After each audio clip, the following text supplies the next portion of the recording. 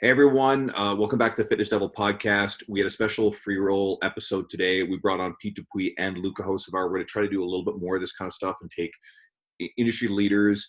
We're in the middle of the COVID pandemic. If you're coming back and listening to this like as an archive episode, well, I hope this doesn't cause too much trauma having to relive this stuff.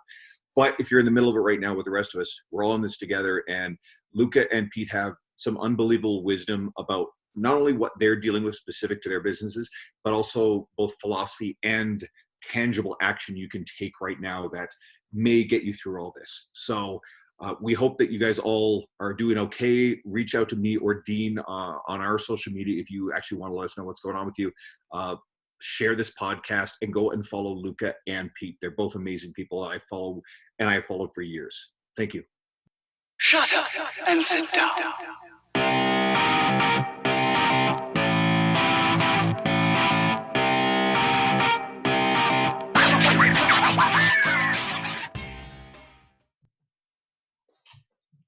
Everyone, welcome to a special episode of the Fitness Devil podcast. We brought together Pete Dupuis and Luka Hocevar. They are old friends. They are successful gym owners in our business, and we're recording this right now in the backdrop of the COVID epidemic, and so obviously we're going to be very much on point with that. If you're listening now, just to re-release it, you're in the middle of it too. If you're going back and listening to archive episodes, well, hopefully this doesn't bring back terrible flashbacks of all the shit that we are currently right now going through. But we want to bring the guys on to hear what how they're dealing with it as physical gym facility owners, and their thoughts for everybody else. So welcome, guys. Thanks for being here. Our pleasure. Or should I say, definitely my pleasure. I'm just speaking for Pete here. Now you can speak for me, Luka. I'm with you. I appreciate you guys having us. I want to hear you say it. I want to hear you say it, Pete. Thank you formally for the invitation. I think this might be my third visit to the Fitness Devil podcast. So I enjoyed it so much. I'm back for a third round. We just throw out like Facebook comments, just the real people in, and it seems to work. That's how we do it. We just talk shit on Facebook, and then eventually they have to show their face. That's fitness, isn't it? That's the industry. Yeah. Nobody told you about this marketing strategy. That's all. Works for some, I guess. Works for some. I do that in Christian Thibodeau's all the time. Like I'll make fun of Christian and then tell him to come on the podcast and talk crap to us. I guess the biggest thing, like right now, just to kind of start it off, is I guess, and we'll start with Pete. But what's changed since you started this? So like, where are you at, and kind of what's your plan of attack, just kind of as we see it right now? Oh, it's changed. Foot traffic. So one of the things that I found refreshing about your post last week, or your episode with Chad and Mark, was it sounds really selfish of me, but it doesn't feel good, but it feels a little reassuring to know that some of the people that I look up to and I look to for help are fighting the good fight that we are, and going from X number of sessions per day to 0 is a very real challenge. And it's just, it helps me catch my breath a little bit to know that guys like Luka and Mark and Chad are grinding through this just like we are. And so anyone who's listening, the best gym you know of is getting their ass kicked right now. And so we do have systems in place to weather the storm. And I think it's important to note we got really, really lucky. So if you were to pull a calendar, like put a 52-week calendar up on the wall for me and say, Pete, point at 1 week that you'd be comfortable with shutting down and just saying, hey, no business that week, I would have said Monday, March 16th, because that was the day that high school baseball was supposed to start here in Massachusetts. So that meant that my high school athletes would be out. My college guys were in season. Our pro guys were at spring training in theory. And that's the day of the year where we typically see a 70 to 80% drop off in foot traffic, and it runs 10 to 12 weeks. So if I had to pick a week, 2 week, 3 week, 2 month, 3 month scenario of where we would just shut it all down, it would have started the day I had to shut it down. And that was purely coincidental. But the fiscal implications of this, they're absolutely mind-blowing, but they're not breaking my business the way they would others, if that makes sense. Yeah, that's interesting. I've actually didn't even think about that. Not that that's a good thing, but that is a good coincidence, because I don't think that unless you're running a sports facility where you're doing that, they're going to run into that problem, which is it's good on your end. Yeah, it's the realities of being super niched and super sports specific. Because 85% of my clients are baseball players, and it's the reality of doing business. But we're coming up on 14 years of operation this July. So there aren't any surprises when a brutal end of March and early April comes along for us.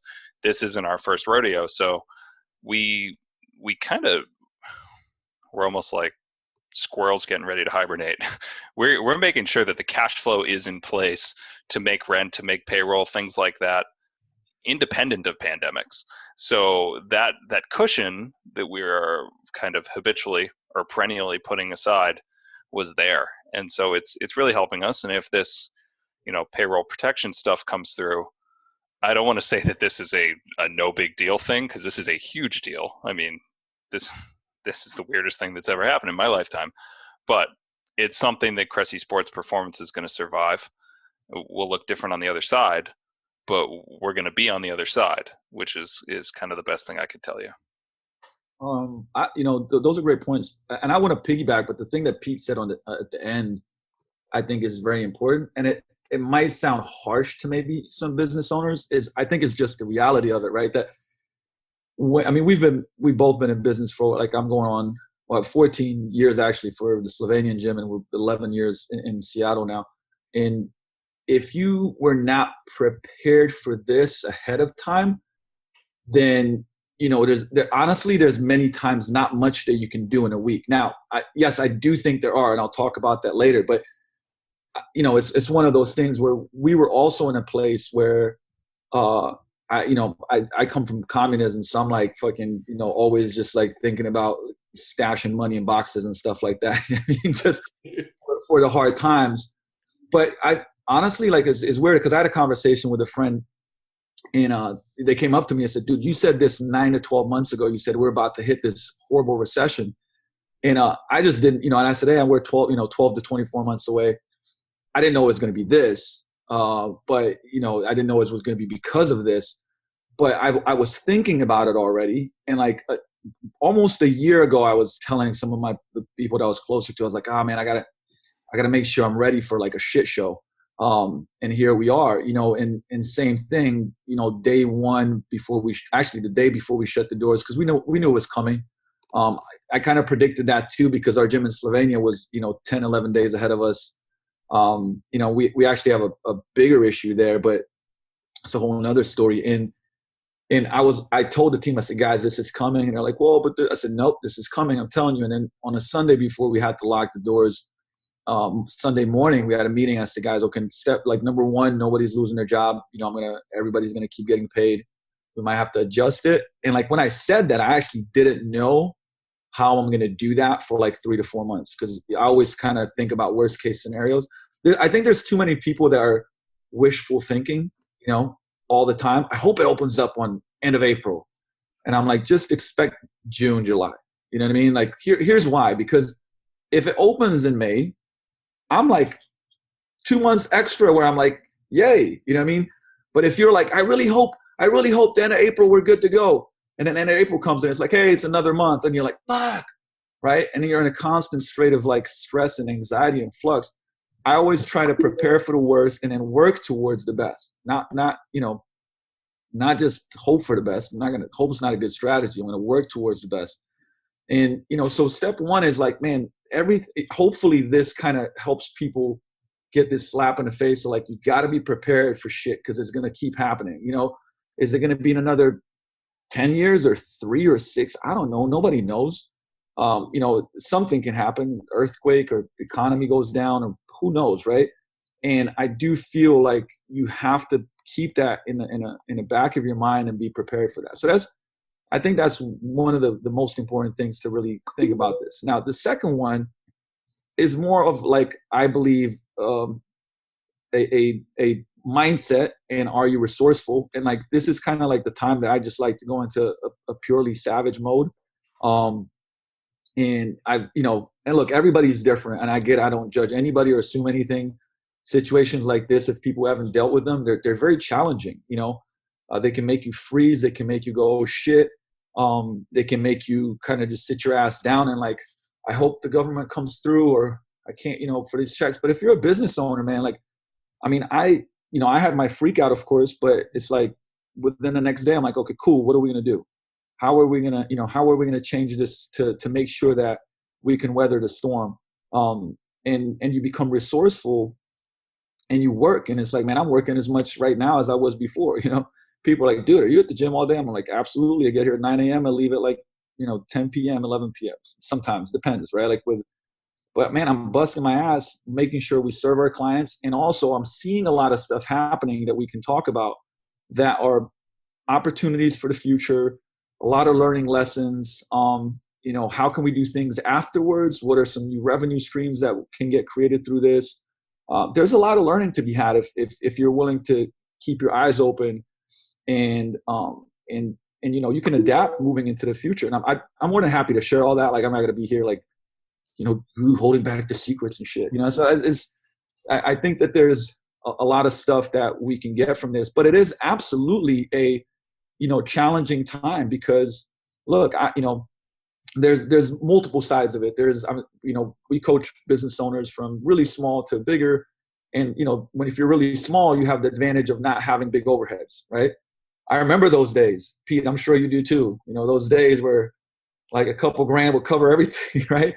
It's like, man, yay. But man, like my overheads are big, and from mortgages to payrolls to, utilities for a building like this and all types of stuff. So, so the disadvantage is that like having something like this keep going every month is a pretty damn big undertaking, right? Now, if you're smaller, you probably also, have other issues, which is maybe probably harder to generate leads and income, and are you going to be able to bounce back from it? And obviously, like, everybody's in a different space dealing with this same issue and trying to figure out how to navigate through this time and truly weather the storm. So I'm more than, I don't know, like if you guys want to kind of roll into like or hear what we did more specifically. Yeah. I was gonna say the reason why is because like we kind of talked about Mark and Chad, but like we're saying kind of like those big box gyms are gonna be able to weather it a lot differently, and the smaller gyms might be able to because like you said, overhead's low, so you can get like a bank loan for 20 grand and float yourself for whatever, for like sure, yeah. 4 months. But it's more like companies like yours where they're kind of in that middle where overhead is a lot. This hurts a lot more in the sense that you, especially when you're not bringing in that revenue, so you take a big hit. So it's just interesting that you say, because it kind of echoes what we already probably know of Steve Nash Fitness in BC, right? British Columbia, just north of you. They've already folded. They just like right off the hop. They just like let everybody go. They said this is permanent. And I think that you alluded to opportunities, and I'll say this really quickly. The owner of the facility that Evolve that I contract out of, he's being proactive in all this stuff. He's already looking at the lease spaces at other locations in British Columbia, the Steve Nashes as they start to go under. And we also know that there's going to be, sadly, and the reality is a lot of businesses aren't going to survive this. There's going to be a lot of available commercial real estate space. Rents and rates are going to go down. So there's going to be opportunities on the other side of this. That's cold comfort to the people who are really struggling right now. But if you're a big picture thinker, there will always be embedded opportunities in anything like this, just like the stock market, right? The whole buy low thing. But anyway, I mean, for sure. And like what I want to address is like, I hopefully I can give some useful stuff to everybody, right? Like what I don't want from this is to be like, oh, well, Crusty Performance or Vigor Ground, you guys are been around for a while and you're bigger and da, right? Like I really want to just kind of give as much of everything that I think and we're doing that can help anybody and everybody. So, and also just, stuff that we share with our coaching clients that have helped them. And, some of them have 30 clients, some of them have 80, 100, so those type of scenarios. So, I mean, number one, my first thought process was we're going to keep the show going. So, what did people hire us for? I mean, what's the jobs to be done of why people hired us? And it was, different reasons, but all in the scope of, I want to feel better. I want to look better. I want to perform better. I want to build my confidence, right? Like, okay, so you hired us as coaches. We're going to continue coaching. So within 24 hours, we were completely virtual in 16 virtual live classes. So we basically have a schedule online for live training. Our whole team has responsibilities. So we do team trainings, we do mobility live, we do, some of the coaches do it from home, some come into the gym and video here. I'm running three a week, and I do it with so right now I'm perpetually fucking sore 24/7, doing 9-10 fucking training sessions a week. And I'm looking to become like Ivan Drago out of this whole situation. Hopefully, we'll see. But the point of it is that we really turned the corner so fast that our members were just we thought it was so smooth that we thought you guys had been planning it for months.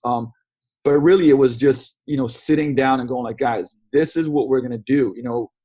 Okay, can you take this and this and this time? Yes. Can you take this and this and this time? Yes. Can you do this, this, and yes? Okay, you can't do this. Who's going to do this? Boom, 24 hours. We got a schedule. I create a schedule inside a new Facebook group, and we go through Zoom and we go through live. And it's a class schedule like there was at the gym. We rented out I know a lot of people talked about this. I think that we did it even before anybody even started talking about it. We rented out equipment to everybody that was a semi. So we kind of did a tier system, right? So if they were semi-private, they got first dibs. If they're on a small group person training, they got second dibs. And then team training will get stuff too. But we said yes to everybody pretty much. And the people that did semi-private training would continue with semi-private training, getting custom programs built with the equipment that they got. So if they got 2 bells and a slider, the coach would build their program, and they still do daily check-ins. But now, all of a sudden, beyond daily check-ins, those semi-privates also do Zoom semi-private training and happy hours. So every week there's a happy hour. The drink consumption has gone up. I'm okay with it. Clients, don't worry about it. We'll send you a bottle of Slovenia vodka or some shit. I don't know. But so we tried to really, and the conversation with the team was, guys, we're doing what we've been doing. We're going to continue doing it, but now we just have a handicap in that we can't do it at the gym. But how can we continue to deliver this as best as we can? I got a lot of within 2 weeks, I bought more software for digital shit than I ever have. Started studying stuff. We do live streams. I've got something called Sling Studio, which we're going to test out this Saturday, which is a streaming software with multiple cameras. We're going to do a charity boot camp with that and play producer, and that was our premise. And, honestly, up until now, we've kept, I'm very, and first of all, let me just say that I'm beyond grateful, and I could probably shed a tear talking about this right now, so I'm going to keep it short so I don't get too emotional, is that we have such an incredible community of members that we're probably at 93% of our membership right now, continuing, right?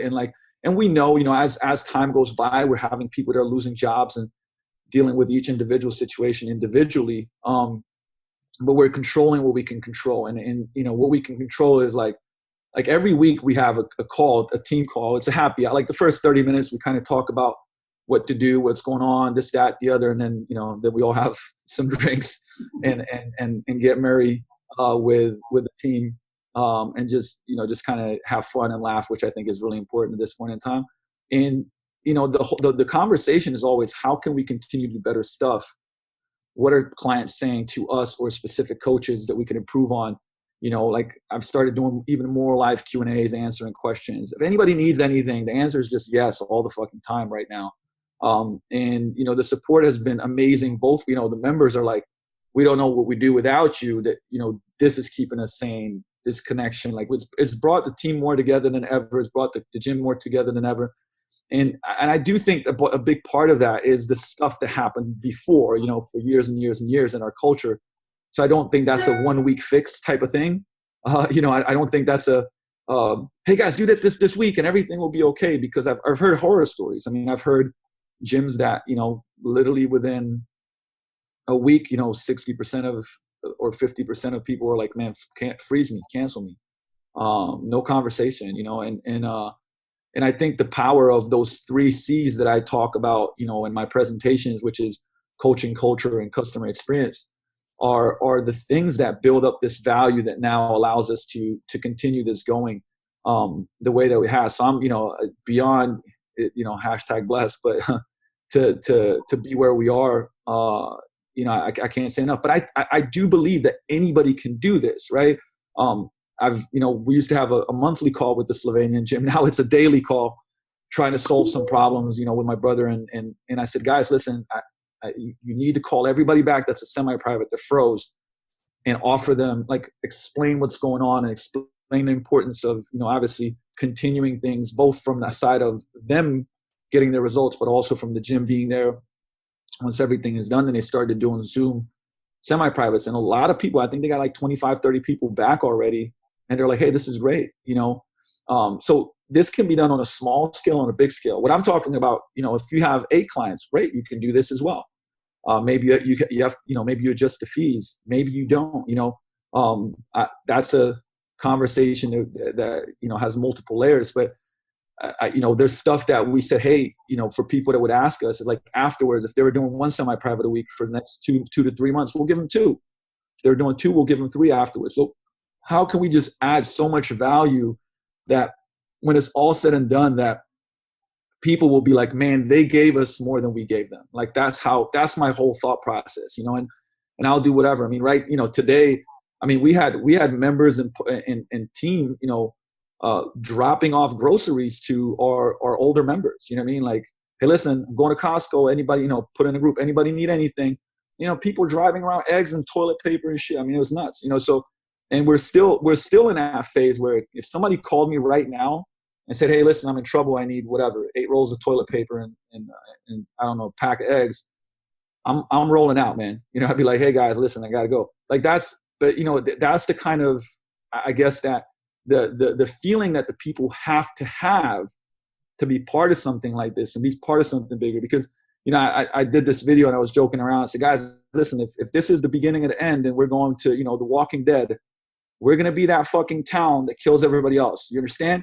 And everybody's laughing and stuff. But I'm like, that's my mentality though. It's like, it's us, right? Rise as one. It's us against them in a sense, as far as the community and the tribal aspect of it. So, I think this is kind of one of those times where we've all read it, but, culture fucking will absolutely always destroy the X's and O's and strategies.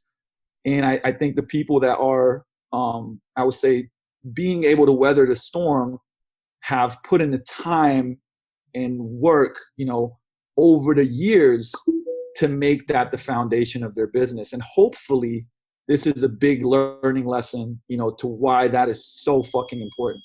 I wanted to jump onto that point. I was going to say the same thing, and I wanted to make sure we drive it home. This stuff wasn't stuff that you constructed within, like you said, a week. This was an ingrained cultural attitude in the stuff you had built and had been around for years and allowed you to shift when you needed to. So, like you said, if people take a look at this and go, hey, I want to be able to survive whatever the fucking hell comes next, because there's something that I haven't said publicly yet, but next time a bunch of people sneeze funny in like the hills of Bangladesh, there's going to be a certain portion of the governments of the world that are going to want to shut everything down again, because this is the first time we've seen this crap, because they didn't react fast enough. So there's no guarantees next time that, a flu season is, and I'm not downplaying COVID, but the next time that something else sort of starts kicking up somewhere in some part of the world, there are going to be certain people saying, oh, we got to cancel flights and what have you. This may be a new reality. So guess what? You better be able to fucking deal with this again in our lifetime in the worst case scenario.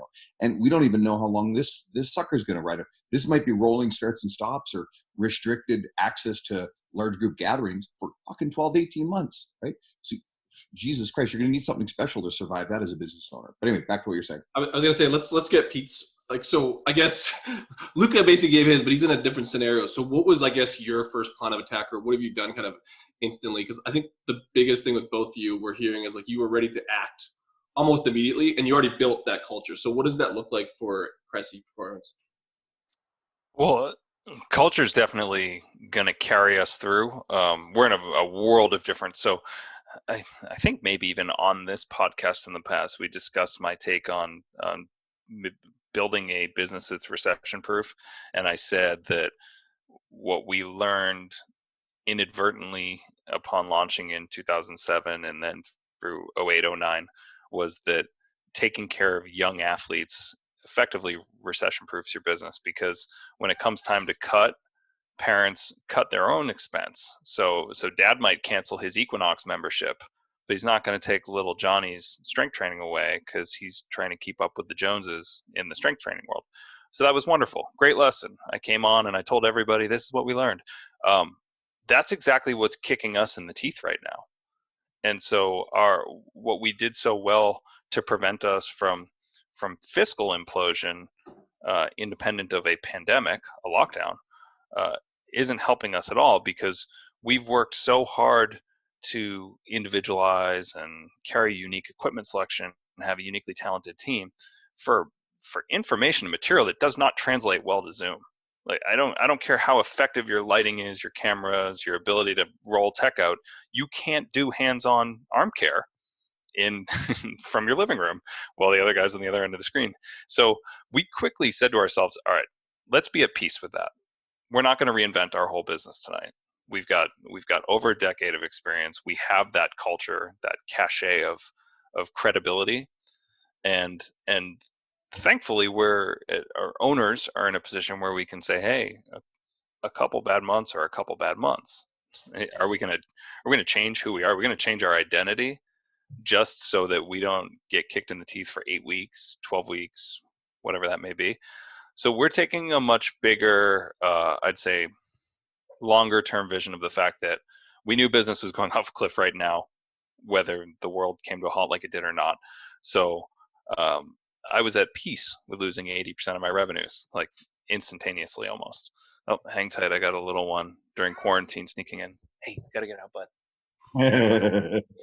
Tell mommy that I'm You already busy. warned us before you got here. So I did give you a heads up that the homeschooling's not going well, but a pretty much naked 3-year-old just rolled in. So, where was my head at? Oh, apologies. Filming too, so like it was good it didn't get on camera. Yeah, I totally went off track there, though. I think my primary takeaway is that what Luka's doing is brilliant, and it took more foresight than you would think. But beyond that, is this the right way? Yes, it is, buddy. This is real, guys. Your listeners are at home. Family. That's a 3-year-old holding his underwear in front of me, asking if he's got it facing the right direction. But my Tuesday, shit. Yeah. So what I was going to say is that everybody listening who does not run a performance training facility should listen to everything Luka is saying. Anyone who is super niched and is taking care of a very sports specific demo, accept the fact that this is going to be really rough, and don't change your training model and methodology so drastically that you lose touch with your identity of who you are on the backside of this. Because I'm just not going to pretend that you can get exceptional virtual baseball specific strength and conditioning for big leaguers. Now we can help you stay afloat, maintain a certain level of athleticism, and you can do a lot of cool shit with body weight exercise and a little bit of limited equipment. But I'm not going to pretend that our services carry the same value that they did when you were inside of my space. So we got a good deal of our in-house clients on distance-based program design based on the equipment they had, but we discounted it almost 50% of what we traditionally charge for distance-based program design, because that's all. It's so different. It's not a fat loss community. It's not a extend your lifespan and get your mental health right. These are kids who think that you need to have a GCB in your house to get an effective training session in. Like, if I don't have a safety squat bar, I'm not even going to bother. And so we're weathering a different storm. And thankfully for us, we have programs out through the summer and into the fall that require advance payments, deposits, things to participate in, that continue to roll in and hopefully will not need to be refunded. And if they are, we will figure out ways to deliver alternative services in that place if we can. But we have cash flow that typically comes this time of year in the form of pre-registration stuff that will basically mean that maybe July, August isn't as exceptionally profitable as it usually is. But I'm not laying anybody off. Everybody's getting their full paycheck indefinitely. So that's the way we're doing it. I think that's something that Pete said that I actually, regardless of, because once again, I mean, I said the majority of our, say like 80% of the people in our gym are for sure, kind of look better, feel better. 20% perform better, like meaning specifically high school, college, pro athletes, people of that nature. But you do make a good point, which I want to piggyback on, which is, don't, because I've seen this happen, by the way, right? Because the fear and that shock makes people not think things out a lot, and it becomes, I've seen this, for instance, right? Oh shit, we're doing virtual training, it's $49 a month, right? And that can take you away from the identity also, regardless if it's not in the performance space. And people said, what are you guys doing right now to sell? I said, nothing, zero. Now, look, I'll also explain that for some people that's not an option. I'll talk about that a little bit too. But my whole focus is on like my team and our clients. That's it. That's fucking it. How can we serve them better? How can we weathering the storm to me is, how can we reduce that attrition throughout the weeks and months? Really, like that's what it is. In the contingency plans, and hopefully, everybody contingency plan is everything from the cash flow that you already have. I went like before week one. I called my accountant and said, listen, where's all the places that I can pull the money out of that's going to keep us afloat and make sure we're still good and still have operations, and just like give me just in case 1, 2, 3, 4, like 6 just in cases, even if I gotta, go back to being a stick-up boy or something like that, whatever. It's like every contingency plan there is.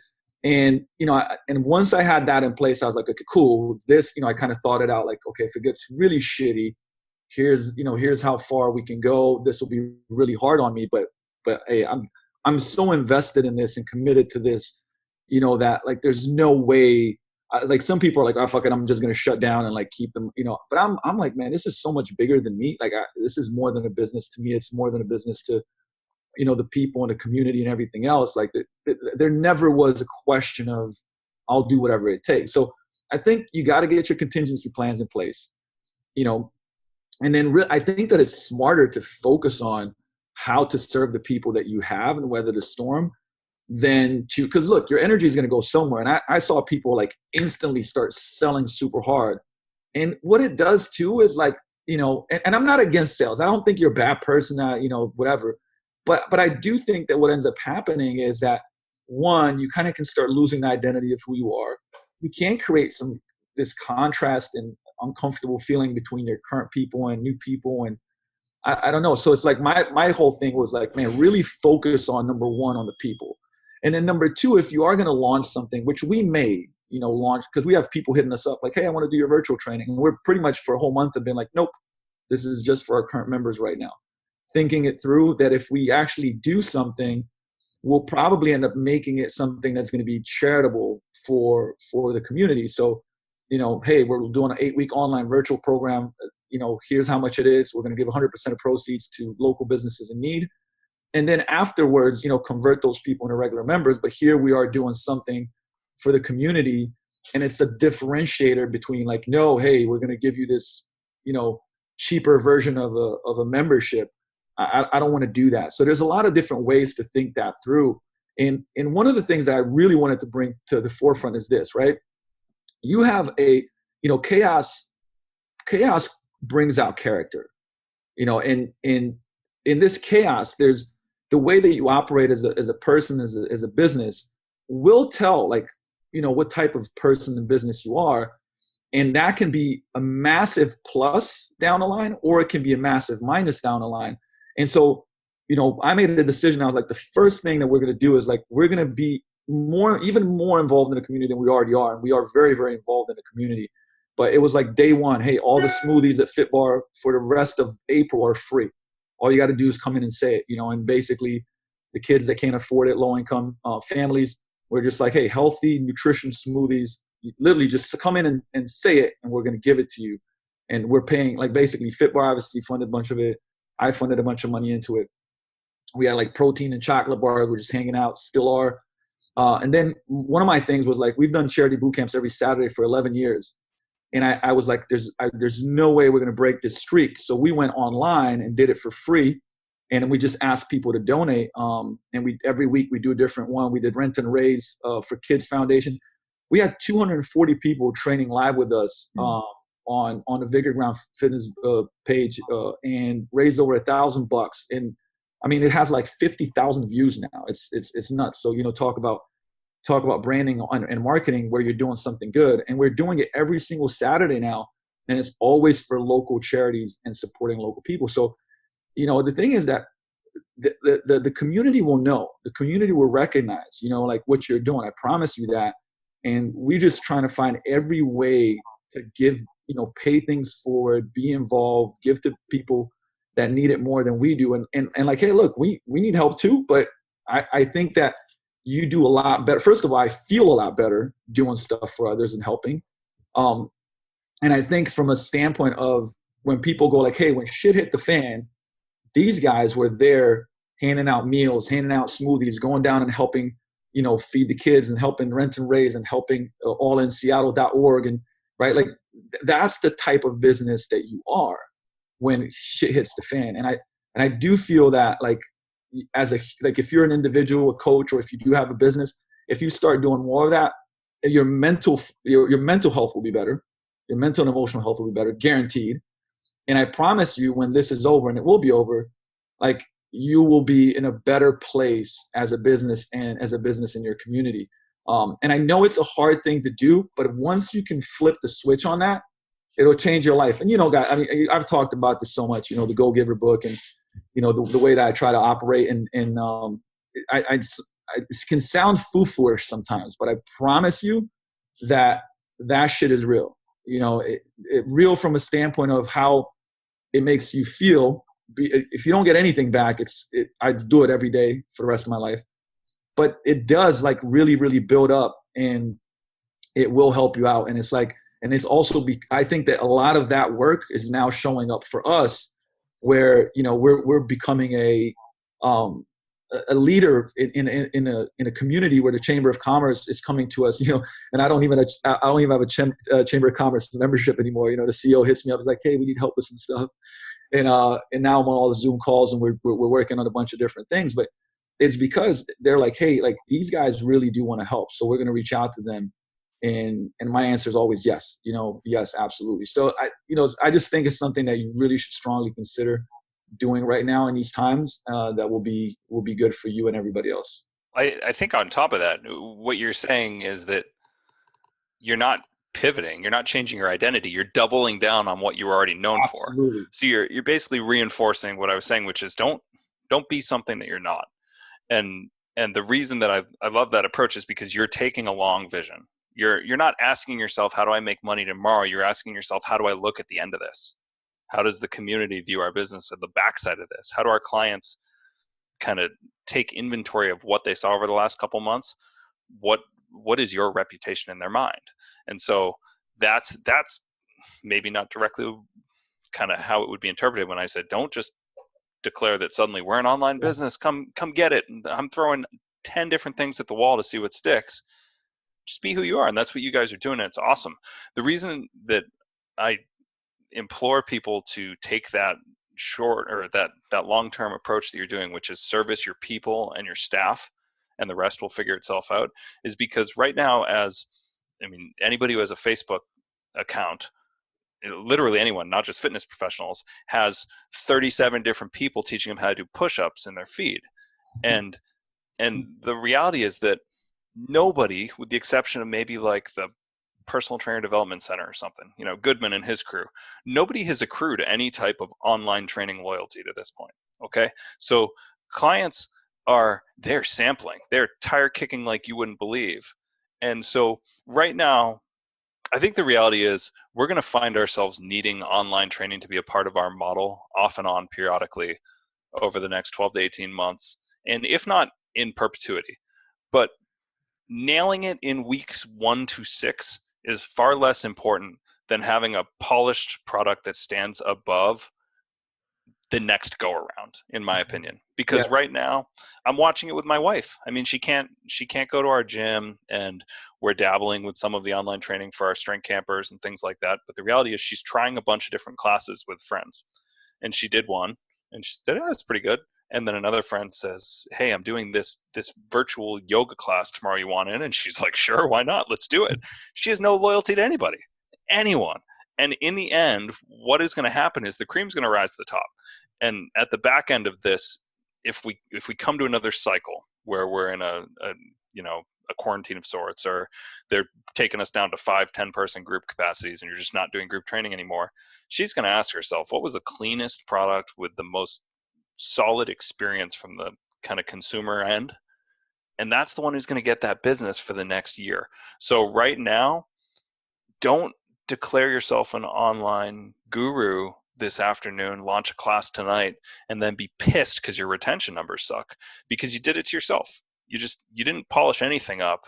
Meanwhile, Luka and his team have earned the right and the trust from their clients to say, hey, we're going to figure this shit out in front of you. We're going to deliver an experience. Some's going to be great. Some of it's not going to be that awesome. There are going to be some glitches, and we're going to acknowledge it when it's not great, and we're going to double down on the stuff that is. Well, they've earned the right to do that. He has their trust. They know the kind of person he is and that they're going to make good on it in the end. So he's not going to have attrition issues like the person who said on Monday morning, you know what, I'm going to have an online business by Friday night. And then they can't figure out why 87% of the people who tried a class this week didn't sign up for next week. I think it's helpful for businesses like Luka's. And that's, we kind of talked about with Mark and Chad, was that this whole like 2-3 week deer in the headlights period, everyone rushed in to go online, and it made the people who are already doing it well look better. And then people like Luka who jump on day one and have the resources to put a good product out, they stand out. And it's just, it's a good and bad thing. I think it's bad because some people might get some pretty shitty programs, but on the other end, it does, the cream's going to rise to the top at the end of this. So it'll be interesting to see what happens. You know what I think about this? I was, if I jump in, because I had a thought that I was actually talking to Bornstein about this, as far as like, what's going to happen afterwards. And I think, a lot of people are like, oh man, people are not going to want to go to the gyms anymore. I legitimately could cough, don't trip out, guys. Yeah. I could cough like laughing from shit like that, because I'm like, like our members are banging their head against the wall on the day that we come back. And I will absolutely fucking throw the biggest party I've ever thrown. And I like throwing parties, so I already told them that shit. But I think gyms, the right gyms, the gyms that survive, and the right gyms with the right culture are actually going to get a lot of influx, and it'll be good. That's absolutely happening. I won't believe anything else. There's no fucking way. But I do think what's going to suffer is like higher end online coaching. Now, not for everybody. Because what Pete was talking about, and he makes a really great point, is this. All the stuff that worked to make a great business, online and offline, is still going to be the thing that's going to do that. You know what I mean? Like, there's not like this crazy pivot in everything where all of a sudden it takes all these different things to be successful online. No, like you have to be great at the shit that you do. Like people are going to, now if there's millions more online coaches, you're going to have to create positioning and authority. And we could go into a week-long, discussion about what does that. But the point of it is that, I still haven't launched online coaching for Luka, right? I do a little bit of here, there for the end fitness. People reach out to me. I give a high price point because I've worked with very few people that I actually want to work with. And most people say yes, right? But and I've spent a ton of money building a custom app and all this other stuff for a year and a half that we still haven't launched. And I've shot hundreds of really high-level videos, blah, blah, blah, blah, blah, right? So my point is that when we do, we've done so much work. And, I've spent years building an audience on the different channels and a ton of work. Like, thousands of videos, like legitimately, right? And so now if things work out, it's like, okay, well, all this stuff was done. It wasn't just like, hey, by the way, I want to go online and said guru is going to teach me how to get 98 clients in 2 weeks. It's like, okay, how come I'm not seeing those fucking ads anymore? Absolutely. Right? What happened? You were killing it, and now when everything's online, you can't help the online people anymore. It's crazy, right? So, like, look, business is business, offline, online. Are there differences? Sure, but like the principles, honestly, are not. The path of a lead to client, that goes through this process is very much similar. gaining awareness and creating, like I said, building a relationship online is very similar to offline. And people, like, there's a human way to create relationships. And a lot of the online stuff kind of just fucking throws it out the window, right? But if I met a girl for the first time, I wouldn't go like, hey, listen, what are we going to name our kid? That's like tripping out, that's not a normal process. You go, hey, let's go for coffee. And then maybe, like, can I get your number? Let's go to the movies. And so you still got to do that. It doesn't matter what change, you still got to do that. And you got to, and I think that, like, now online, you're going to have to do it even better, because supply and demand, more demand. I mean, really more supply, honestly, somewhat than there is demand, right? If you think about it now. And that's why I said the higher end on average, people are now like, well, shit, I can get like workouts daily for $30 a month, $20 a month. There's all these apps and platforms. And, I mean, look, I'll be straight up, like, I give away free shit that's probably, every day, that's probably better than some of the paid stuff that I've seen. So of course you're gonna get this thought process of people going like, man, like, why would I pay $300, $400 a month for this? Now the top 5%, 3 to 5% that are outliers that have built the authority and positioning will be able to do that, because people will reach out to them and go like, hey, absolutely, I want an online program from Cressy that's going to help me improve my performance on the field or whatever else, right? Like, I mean, that's what you guys have spent a decade and a half doing, right? Vigor is positioned because we've spent over a decade getting results and doing so much work. And so I just want to encourage people to think more from the standpoint of this. Okay, if your goal is to, it's kind of like the mentality. If your goal is to get more followers, right, that's the intent, or more audience, what's going to happen is that you're probably going to make a mediocre product at best, or mediocre content. But if your focus and intent is to make great, excellent stuff that's useful for the audience, you're probably going to get the followers and the clients. So it's a different intent. And right? So I don't know if you just gave me a technical there, Andrew. I'll give you the time because Pete's got 2 minutes and he's got a hard stop. So I want to make sure we just gave Pete a chance to say kind of his final word. Then we're gonna come back to you and I'm gonna let you roll because you got. I like you gave him a technical. Like you totally did. Yeah, I'm looking at. Like, yo, I know, but that's it. Yeah. This guy just fucking tech me up right now. How else would we interact with you, Luka? Aren't you our basketball guy? Great point. I will say this. Building off of what Luka said, you need to be thinking proactively as opposed to reactively in getting into the online space. So if you're trying to get into online right now, I think you should be worried about the next round of when it's needed, because if you aren't, you should be really worried about what Luka and I are going to roll out when that time comes. Because I'll tell you what, we're not going to get caught confused, flustered, and unprepared the next time. And we are collectively as a team, and myself and my business partner Eric and the people that we work with, we are going to have something that's going to make us a force on the internet if and when we all get shut down again. And so you can throw a bunch of garbage out there, mediocrity, but I promise you we're going to roll in with something eventually that is going to be a product that's going to be competitive in the top 10% of the space. Because I'm not going to roll anything out unless it is. We're not looking to compete on average. We've positioned ourselves as a price leader and a unique 1% product. I'm not jumping into anything unless I think that we're going to be in the top 10% the day we get there. And I know Luka's is going to be there as well. And so whatever you're not seeing right now from the brands that you're aware of competing in this online space during a unique lockdown time, if we do find ourselves rolling in and out of these in any capacity in the next 3, 6, 12, 15, 18 months, you're going to be competing with the likes of Vigor in a way that you aren't right now. And it's going to sting if you're not thinking bigger picture than you are this week, next week, tomorrow, yada yada yada, if that makes sense. Yeah, I love that you're like super cutthroat in your closing statement. It's the best. Hey, we're gonna play to win. I'll go ahead and say right now, I was unprepared to be an online business. I'm a brick and mortar business owner, but it doesn't mean I'm not prepared to compete. It's just that if I'm going to play to win. And right now we're not positioned to thrive in that. So we're experimenting.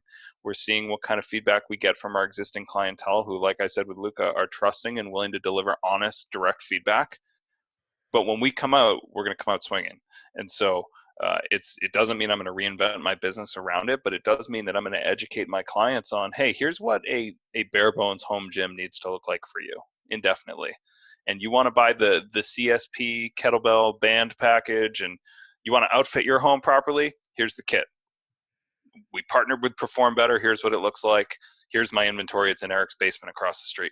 Like that. That's the kind of stuff we're going to do. I'm going to make sure that my clients are preparing with the mentality that they need a bunker, but they're going to know, like, here's the C level kit, here's the B level, and then here's the dude who's got a collegiate power rack in his basement and has all of the extras that you need. But at a bare minimum, I'm going to aspire to have a pretty considerable chunk of my clientele having that C-level kit on hand, and we're going to be ready to roll when that time comes. That's like, honestly, I think that'll be super helpful for people, like as business owners, to kind of look, because basically you're looking at how do I make in-home training better and able to scale it, because like, so it's not individual for everything. It's individual to the package you have. Like that's actually brilliant. Sure. And you're going to make money off of it. Good job, man. Thanks, Pete. We'll let you go. Pete and Luka, we're going to get you rolling. There's something I was going to throw in too. We keep talking about this idea of doubling down. And I think I mentioned earlier how like there's going to be stuff, businesses that go out of business in this fitness business, gyms. But you're also, I believe firmly, you're going to see trainers who are going to flee our industry because they're going to flee the illusion that this is a very unstable, very insecure. I mean, trainers in the best of times are worried about their income. It's not always stable. And I think we have such an ability, and we've talked about this, to pivot to, I think we're more robust than we believe. I think there are just so many ways that we can maneuver to adjust when we have a few less clients. You know, we don't lose it all in one shot, except for a fucking pandemic, which is once in a lifetime thing. So I think the trainers are going to flee, and I think that's a mistake, but there's going to be more room in our industry. Sure, demand will be down temporarily, but look at what this disease is doing to people. It's disproportionately affecting people who are obese, who have comorbid factors like heart disease, high blood pressure, other lifestyle diseases like diabetes, so smokers. So there's going to be some push towards getting healthier. There's going to be demand that will grow back into for our services. And I think there will be a large number of people who will have gone out of business or who will have fled our industry. There is so much opportunity there. And for me personally, like, I'm mostly in-person training. I am going to double down pretty hard on doing that better than ever. I've got to have some robustness to weather this. More virtual stuff, make myself available there. That's what I've been doing. But I am going to double down on the thing that I believe a lot of people are going to be getting out of my way because they're scared of this happening again. Can I tee you guys up one more time? Yep. Thank you for having me. I am going to roll out, and I'm sure Luka's going to smash on elaborating on that. But I really appreciate you all, and I hope to connect with you soon. Really appreciate you, brother. Take care, guys. All right, Joe.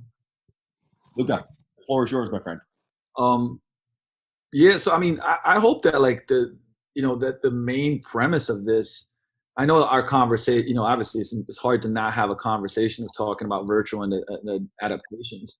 There's nothing in this world that I'm not even more sure of than I was before, if it's even possible. And that like gyms are centered, like they're beyond like once again, I say gyms, I mean gyms that have the right cultures and the right communities and tribes are so much more than, you know, and I pride myself and we pride ourselves on the quality of our coaching and the results that we get and, you know, how good we are at the stuff that we do. But in a time like now, I realize it's so much more, you know, the community and environment, the social aspect of it. And, you know, the bonding between the people it's priceless. You can't put a price on it. And, you know, when I think that a lot of people are like, oh, we got to shift online, because I believe in multiple revenue streams. I think as a business, that's a smart thing. And in and of itself, I've spent a long time having multiple revenue streams. I'm going to continue to build more. But man, like, you know, when you say double, I'm going to quadruple, if that's even a fucking word, down on, you know, on the gym, man. Like, And honestly, like I'm very open about my thoughts and beliefs around the direction that we're going. Like, when we open back up, like when we get to 300 members, like I'm willing to shut it down, meaning just have 300 and serve those people at the highest level, continue to innovate, and then teach on different platforms and stuff that we're doing. Because I would rather continue to get better and better and better and serve these, this family of ours, than go like, let's get to 500, let's open another gym. I want to go into that shit. Right. But I want to continue to get better as a team and then give platforms to my team to do more content and have there's a whole world of stuff in here that, but I want to make my team and our people successful, and that's it.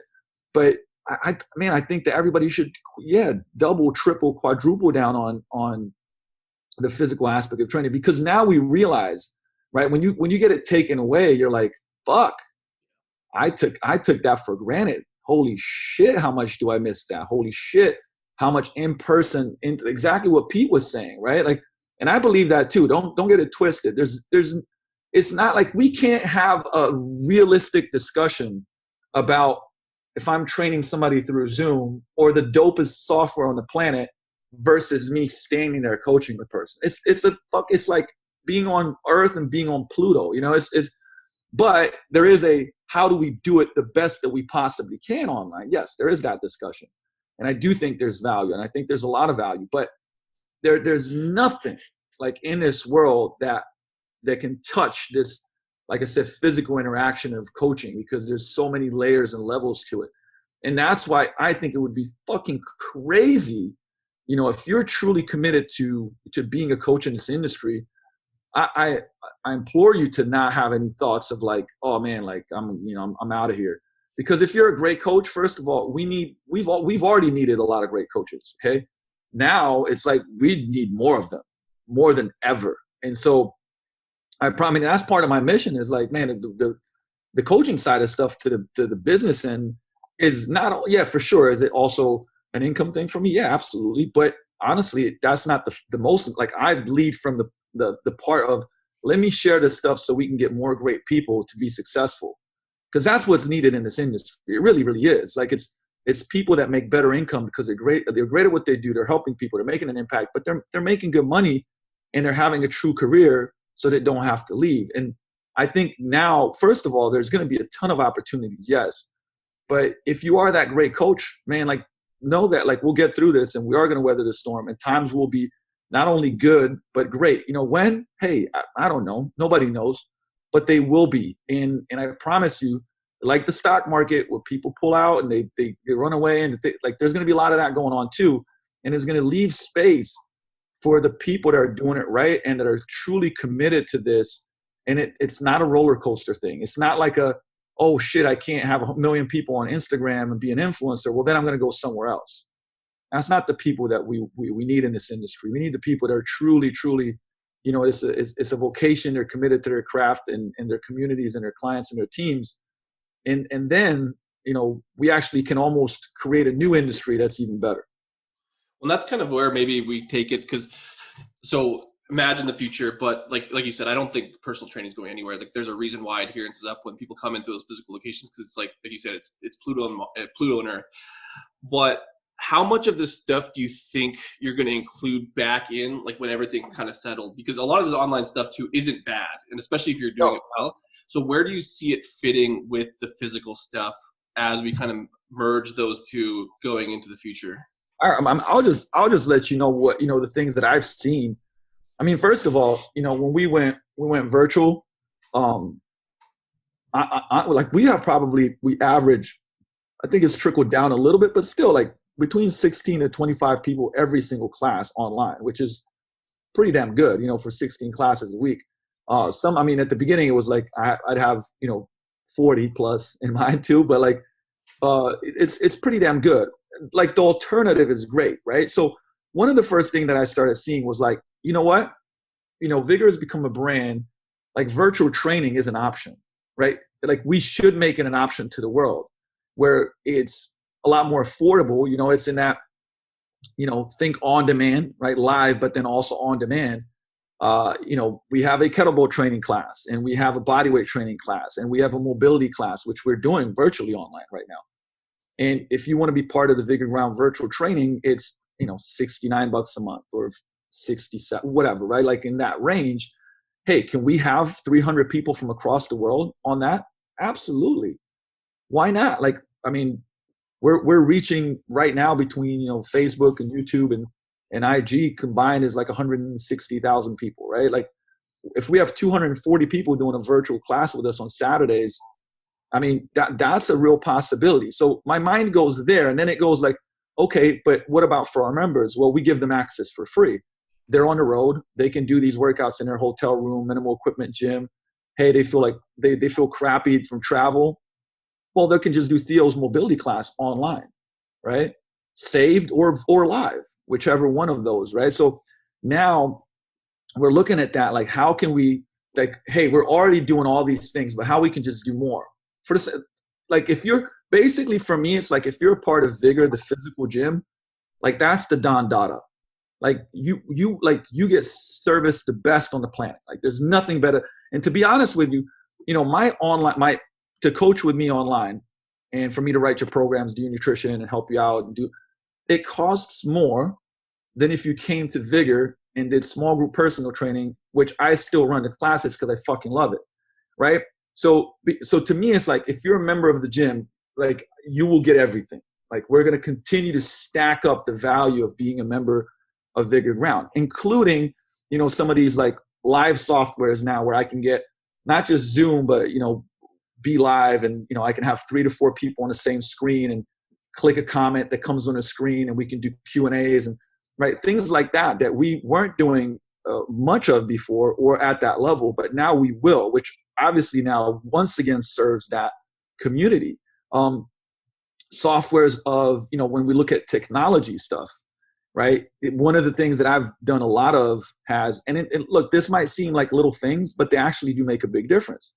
Wireless microphones that like I'm using to film stuff with my phone, and it's like 10x improving quality of sound and your experience. So that's better for the members, and it's better for the content being created online and being able to service people from all around the world to do that. So these are and also like the app that, I'll tell you straight up, like I wasn't really, even though I invested a ton of time and money into this program online and the app, and it's completely customized to Vigor and branded and got all these gadgets and blah, blah, blah, blah, blah. And I wasn't, it wasn't a priority. It was a priority, and then some things fell through and then it didn't. But this time has really forced me to go back and look at this. And now we're in a place where I'm like, hey, you know what? Now we can launch a bunch of, challenges that are short term, but still create an income stream and get people in the doors with us. For instance, I built this thing and I was on the phone with my brother and I said, hey, listen, man, like you guys want to launch this stuff, but I've already built it. How about you guys just use my platform? It's the same brand and I'll just take a cut out of it, but you guys have zero expenses with it and you can start rocking and rolling right away. Right. And he's like, man, that would be fucking great. Fantastic. Win-win situation. Creates another revenue stream for them, creates another revenue stream for us. Right. So these are all real things that are going to happen. And, the integration, I mean, there's so much that like I would want to talk about. There's so many things that I've kind of had aha moments with and that we're building. I mean, we're building a platform for coaches. That's going to be another revenue stream. It's basically, think of a Vigor Ground license. It's not going to be a license, but think about it of like, you get all our workouts for team training. You get coaching, you get our systems and video. We have live Q&As. We have experts on every month. I mean, this whole basically structure, pretty damn affordable, like, on a monthly basis. But here's what it does is it doubles down as an educational platform for our team and our interns. Yeah. Right. So I've shot like legit thousands of videos, hundreds of which are already, I've categorized. I mean, I would show it to you guys, like of stuff that's going to already fit in there. And then we're going to continue to build on that. So now it doubles up as a internal resource for our team, which means that our team will be better and more involved, have more ownership, get profit shares of any of these programs, as well as the educational aspect. So now they're creating education. They're serving our clients better. Our interns are becoming better because of this platform. And so this is where I see this. Now, here's the thing. what's the most important thing for me?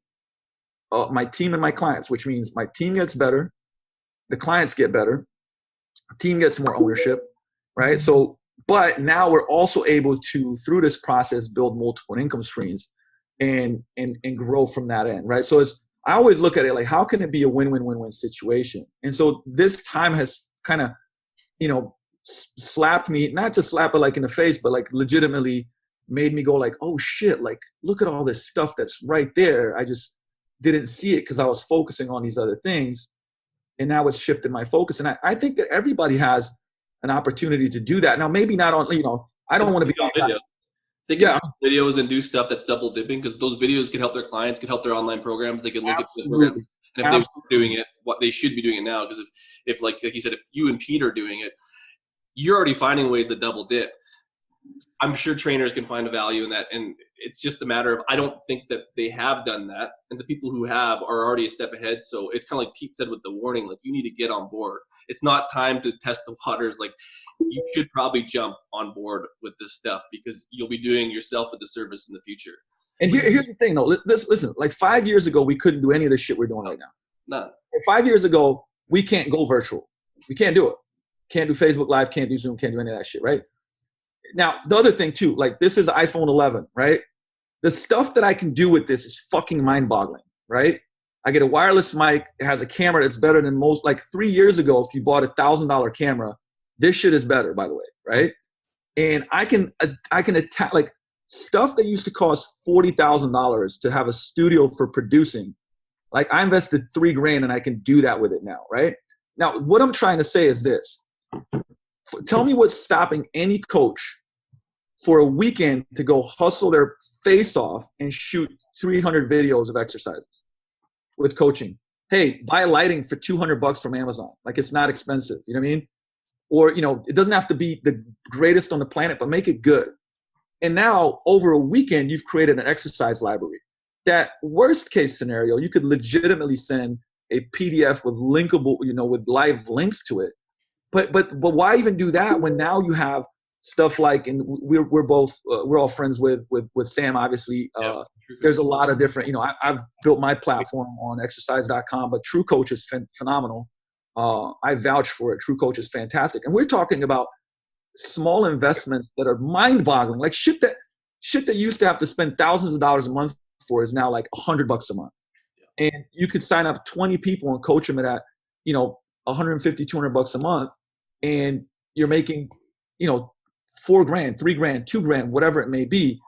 But there's absolutely no excuse to not go and create, for instance, exercise videos and 20 videos about, nutrition habits and build that stuff out. Like there's just nothing stopping you except for yourself, because we do have the most affordable free softwares, gadgets, stuff like that. So, the thing is that like, there's no downside to it. Here's why it's not. Like even your physical clients, how many times people hit me up and go like, hey man, like, dude, this is bugging me. And if I could just send them like, hey, do these 3 mobility exercises for your thoracic spine, videos, right? Like, I mean, I train one of the top pitchers in America, that was here in off season for Vigor. And I mean, some of our communication right now, he's like, dude, my shoulder, like, when I was doing this and this and this, it feels a little funny. What should I do? I said, hey, send me a video. Sends me a video. I look at it. I break down exercise and I send it back to him. You know what I mean? Like, and the exercises are there, stuff that I already shot. I'm like, those are the things that we can do. And we're talking about like, this is a guy that like makes tens of millions, like legit per year, like, serious money. But the point of it being is like, it doesn't matter, right? Like if I can do that with a super high level athlete, and like, you can do it, you can create. And the thing is, if you have these, I call them assets, right? The great thing about, what we're doing right now is like, I look at Vig and I go like, holy shit. Like I have thousands of videos and assets, right? Now, some are less usable, some are more usable, but there's hundreds and hundreds and hundreds and hundreds that are usable if I organize them. And I'm sure all of you have something, maybe it's tens, maybe. And if you don't, start creating them right now, because I don't have to create a lot of stuff. It's already been created, right? I can just organize it and it's very valuable. And so just that's the premise that I want you to think about. Like a couple of years ago, I started going like, I need to get everything out of here into something in a book, in writing. Videos are obviously easiest for me because I love doing them, but you can get your brain out. And if you could do that, your business is more, I hate the word because it's overused, scalable, but it's also a lot easier to educate. The thing I go back to is like, man, if I put everything in an organized manner in videos, we could have coaches coming in and having 16 weeks of videos every week, which we do, but like now it's just organizing them, right? Like, so start doing that right now. Right now, start putting your brain on paper, in systems, in videos. Even if it's as simple as just the exercises. What are the 200 exercises for mobility, for strength, for muscle building, for power, for whatever, and organize them. And if you did that, like you created a really big asset for your business, both offline and online. And there's absolutely no excuse because I shot in 3 hours, 98 bodyweight exercise videos, like in the last 2 days with Theo.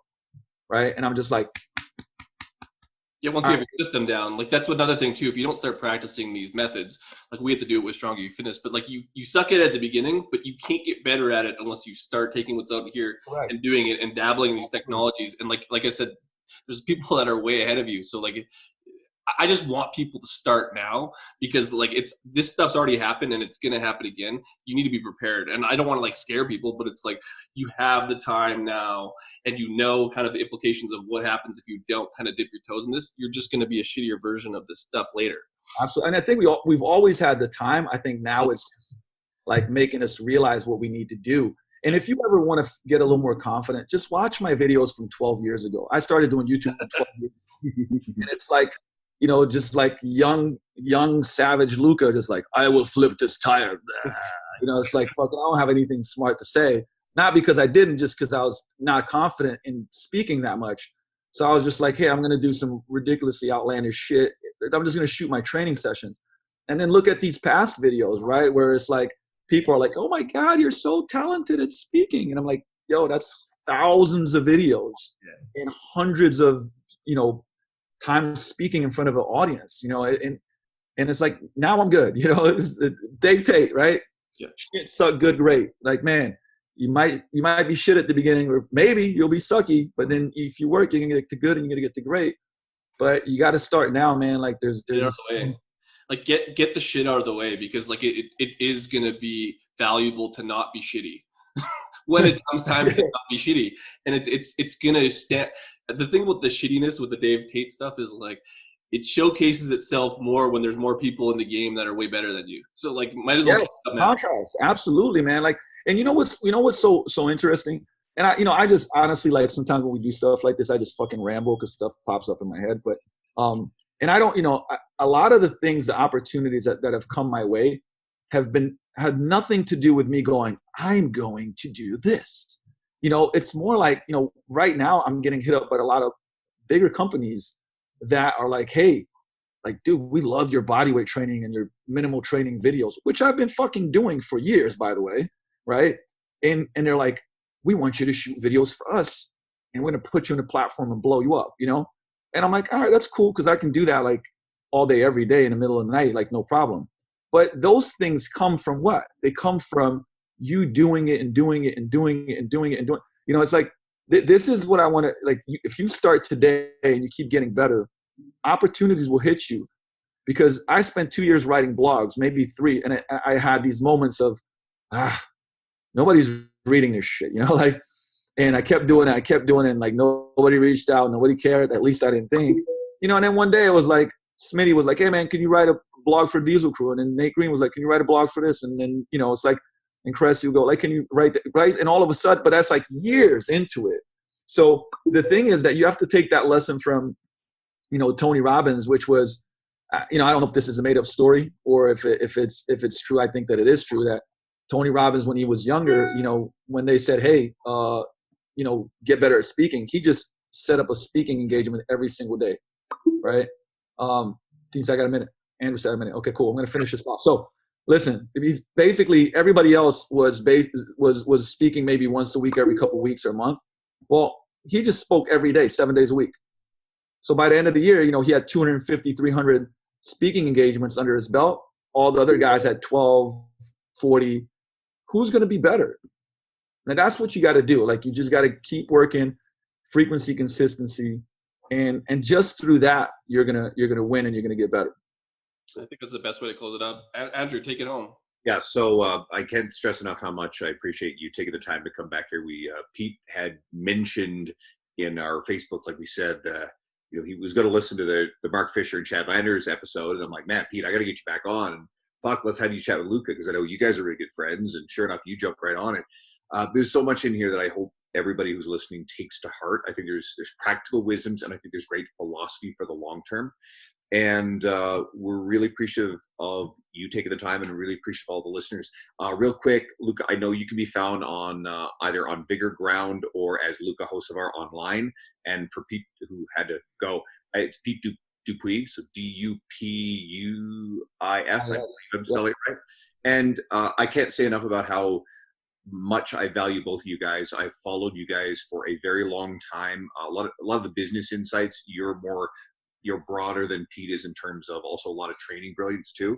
So I suggest to people all the time, follow you guys, especially for your business insights though, because there's so much training stuff out there, but you guys, in terms of your knowledge and your philosophy on the success in our industry, it's some of the best stuff that exists.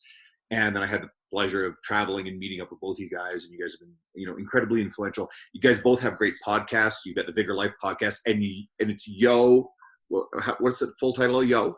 It's Yo, the Business and Fitness Podcast. Yeah, with your buddy Steve Krebs, exactly. And then Pete Dupuis actually has a new podcast he's just started called Niche. So I wanted to run through all that stuff, guys. Go check it all out. And thanks so much. Hang on for like a second after we're off air. Take care, everyone. Appreciate it, brother. Shut up and sit down.